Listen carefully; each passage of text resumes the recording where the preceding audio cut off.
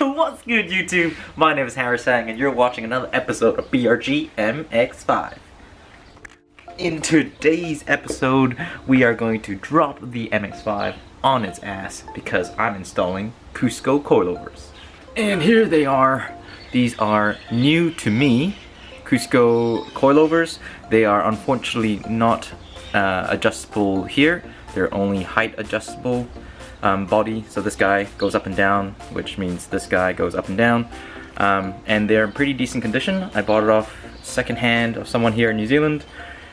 This is an entry-level coilover, which I paid like really cheap for it. So we're gonna install these guys into that, and hopefully we're gonna have a good time, a lot better time than what we had in the previous videos, that's for sure. And because it's a secondhand coilover, it didn't come with any spanners, so I've water cut some spanners with a 3/8 square for a ratchet drive. So that's hopefully gonna work when we put the coils onto the car. So before we get started, I'm gonna take a baseline measurement of all four corners. That includes the hub to the center of the wheel to the top of the metal arch of the wheel well, as well as the bottom frame on each side, just in front of each wheel, or in front of the rear wheel and just behind the front wheel, because in New Zealand we need to be above 100 mil from the ground of the lowest point on the car. Otherwise we need to get it certed and all that sort of stuff. But anyway, let's go get some measurements. Got my tape measure, let's go.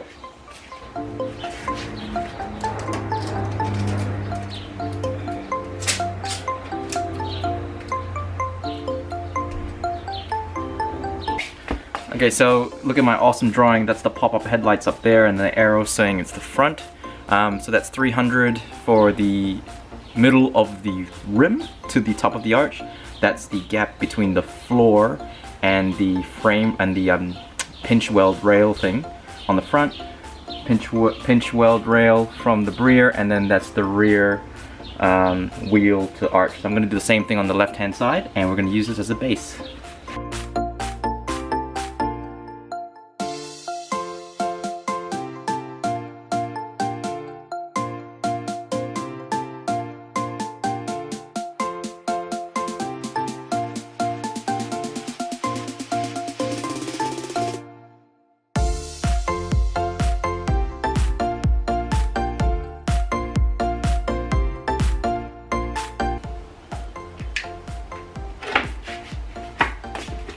And what do you know, no surprises there, the left hand side is the same as the right hand side. So I'm going to take some photos for before and after, and we'll get to it. Totally forgot the Mighty Car Mod shoe test. Can fit one in the front and one at the front, but maybe up to that third bar there with the Adidas logo. Let's just see the front again.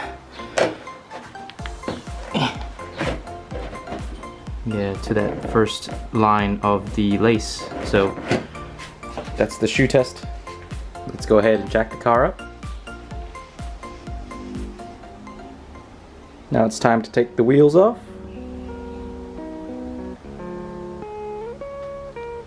The wheels are now off. Time to use WD-40 to spray lubricant on all the nuts and bolts.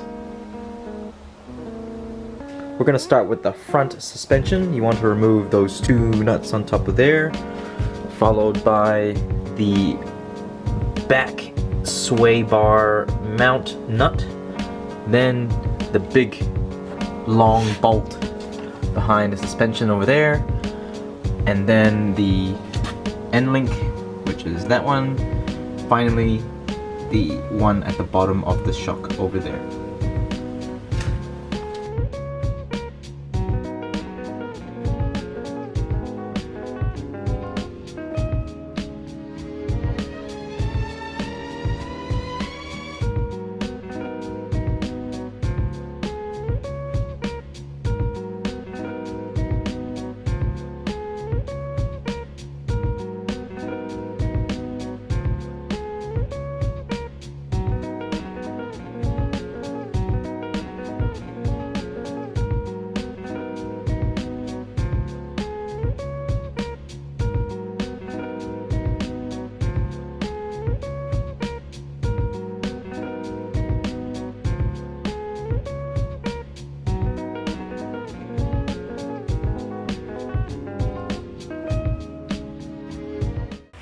So I finally got the long bolt out, and what I did was I just used a combination of short, medium, and long 3/8 extensions to push the bolt out. Once it got too far into the subframe, I used a 1/4 inch extension and then just knocked it, sort of like piggybacked, pushed it all the way through. So long bolts out. Now I think it's time to use a spring compressor to shorten the spring so that I can take it out from the control arms.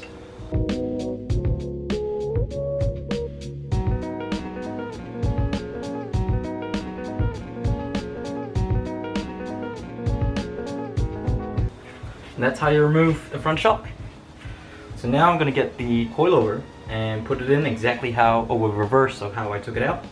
I've left the long bolt in there, and I got all these stuff, all the fasteners on my side, and I'm going to anti-seize everything because that was pretty tough to remove all the rust. Now if your suspension has this little plastic bit, it's important to put it back because this acts like an insulator between metal to metal parts, and it will just stop that extra bit of squeaking if there is any.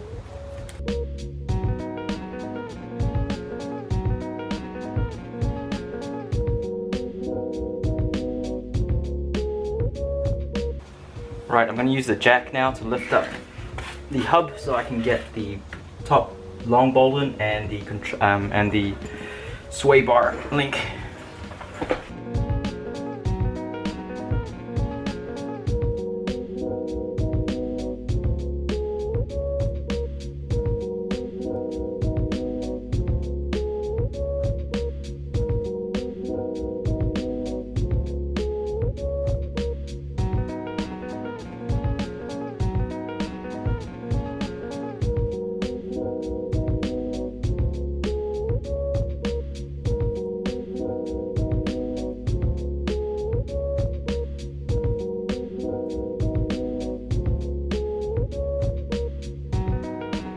Okay, that was successful. That took way longer than it needed to be. Ooh. Okay, the rears are a little bit easier.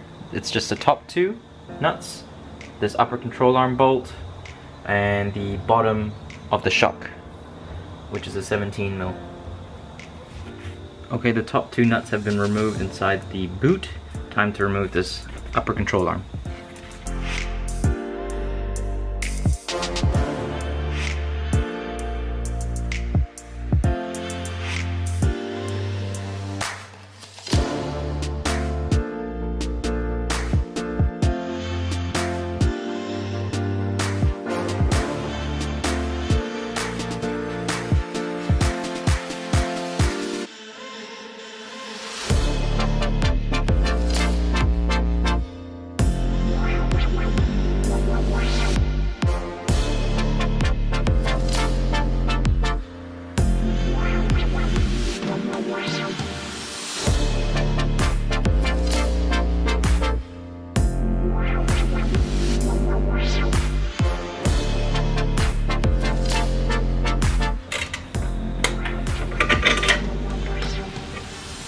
Ta-da!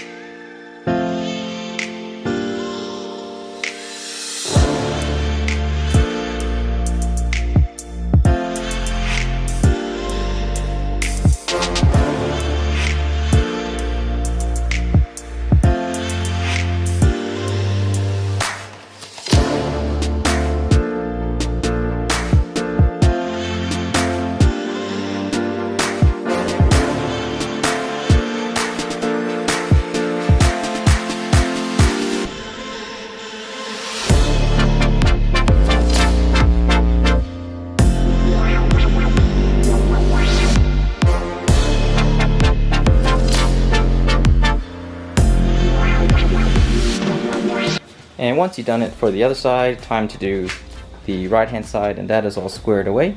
So I'm gonna put all the wheels back on and see how she looks. It has been a couple weeks now with the coilovers installed. I believe it's now settled. And let's take some after measurements of the ride height. And the measurements are done. Let's quickly go over them. 300, the fronts are the same, but the front coilover can go down a lot more, but I really like the way it looks. Even before I installed the coilovers, it's not too low and it's not too high. I mean, it's super easy to adjust the height in coilover, so I might wind that down for like some street cred, but otherwise it drives really good. The front pinch weld is down by 10, the rear pinch weld is down by 15, and that's attributed to the rear being lowered by 10 mils. Now, unfortunately, unlike the front, the rear is at its max low, so that is as low as the Cusco coilovers can go, which means one thing, boys, is that we need to make some top hats for the rear, either NB top hats or custom top hats for the back side. And on the right hand side, it's exactly the same, all the numbers are exactly the same, so the pre measurements were same as the left, so pre and post, they're all identical. But yeah, so that is the end of the coilover install. As far as driving is concerned, it's super comfortable.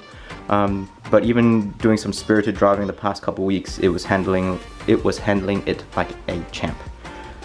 So definitely recommend coilovers. Unfortunately, once again, these are the entry-level Cusco, so they only are height adjustable, they're not damping and adjustable. But here in New Zealand, if you have any sort of adjustability, you need to go for a certification with the local authority. So they don't care whether it's adjustable damper, adjustable rebound, adjustable gender, whatever.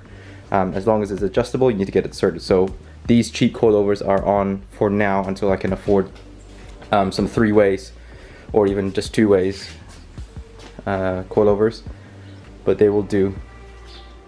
Anyway, that is it for today's video. I hope you enjoyed it. If you did, give me a thumbs up. If you didn't, thumbs down and tell me why. And if you're new, consider subscribing. And did you know I'm on Instagram? Here is my Instagram plug. Broke BRG, broke with a 3, and BRG because obviously it's British Racing Green. See you in the next one.